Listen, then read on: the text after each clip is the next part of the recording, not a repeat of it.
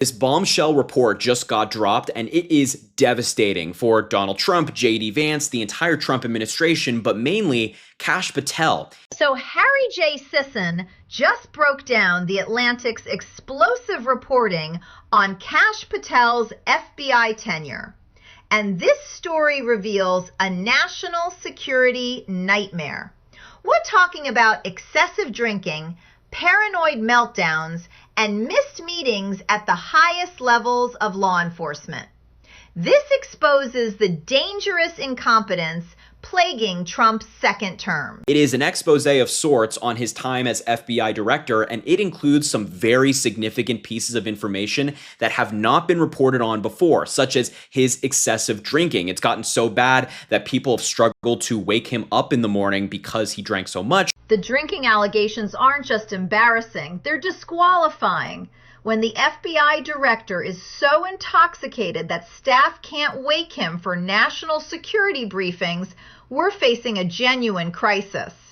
This goes beyond political incompetence into dangerous negligence that could cost American lives during emergencies. Meetings have had to be rescheduled because of his use, and also there's information about his paranoia surrounding his job and possibly losing it and being paranoid of the people around him.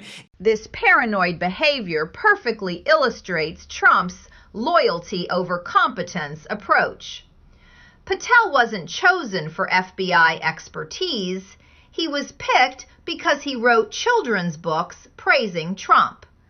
When personal loyalty trumps professional qualifications, you get directors who crack under pressure and see enemies everywhere. For example, when he was testifying about the Epstein files on Capitol Hill under oath, with penalty of perjury, of course, he said that there was no credible information that Epstein trafficked anybody to anybody. That's what he said. The perjury angle is crucial here.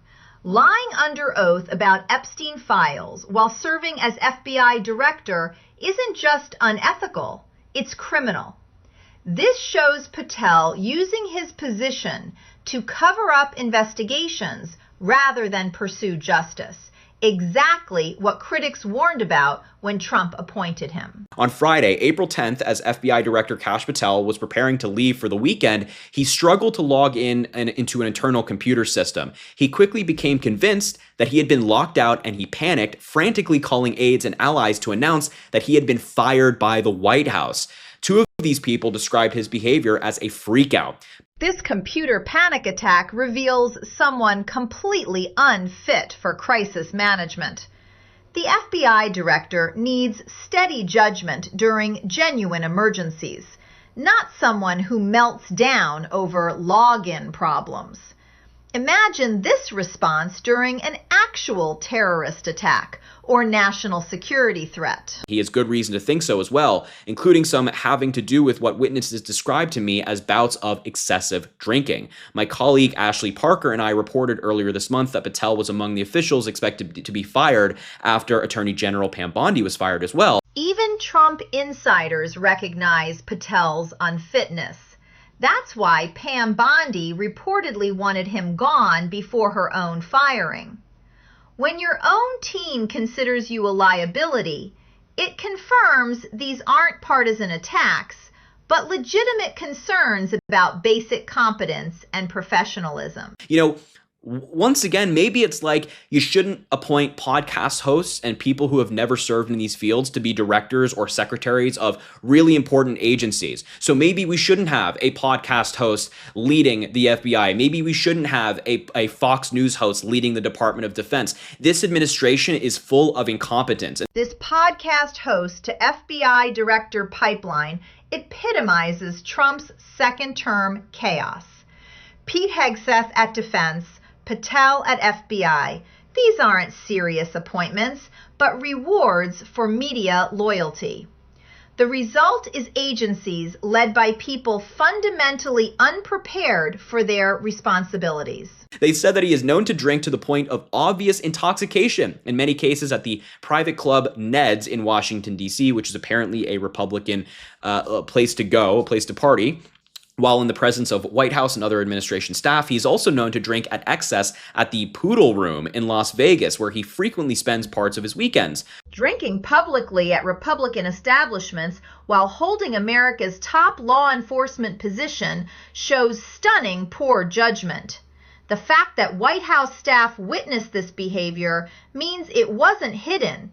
It was normalized within Trump's inner circle, making it even more alarming. A request for breaching equipment, normally used by SWAT and hostage rescue teams to quickly gain entry into buildings, was made last year because Patel had been unreachable behind locked doors, likely fueled by, of course, his alcohol usage. Some of Patel's colleagues at the FBI worry that his personal behavior has become a threat to public safety. Needing SWAT equipment to wake up the FBI director is unprecedented in American history.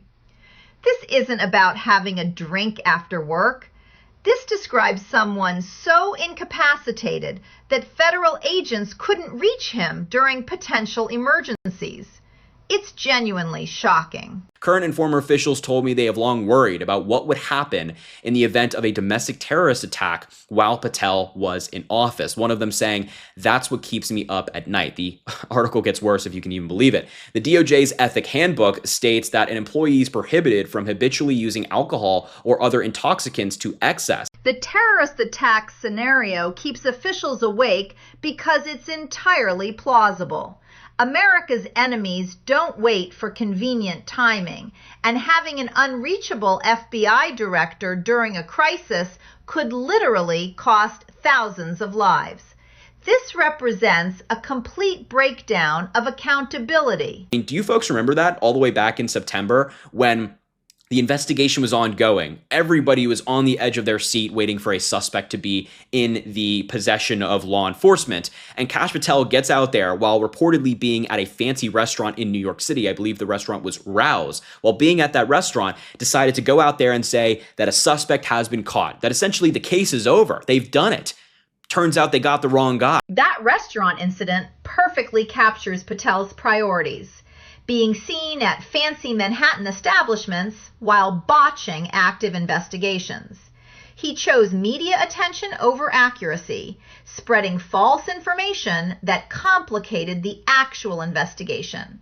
Classic attention-seeking behavior over real work. So this is, Kash Patel is making the FBI not a department where the brave men and women of our nation serve to investigate crimes and protect us. He's trying to make it into a cult. Now, let me be clear about something, because I've actually dealt with the FBI in my life. From, being in politics, threats directed my way. Anybody I've worked with in the FBI has been fantastic. They care about this country. The loyalty test approach transforms professional law enforcement into authoritarian control. Career FBI agents serve the Constitution, not individual politicians. But Patel's trying to remake the Bureau into Trump's personal police force. That's exactly how democracies die. Kash Patel and the administration that is like the frat administration. They drink together, they party together, they don't give a damn about their jobs. They're not showing up for meetings, they have to reschedule it. It is disgraceful what we're witnessing. And of course, Trump administration officials have already said that, oh, it's completely false. The frat administration characterization is spot on. This isn't serious governance, but a collection of Trump loyalists treating federal agencies like personal playgrounds.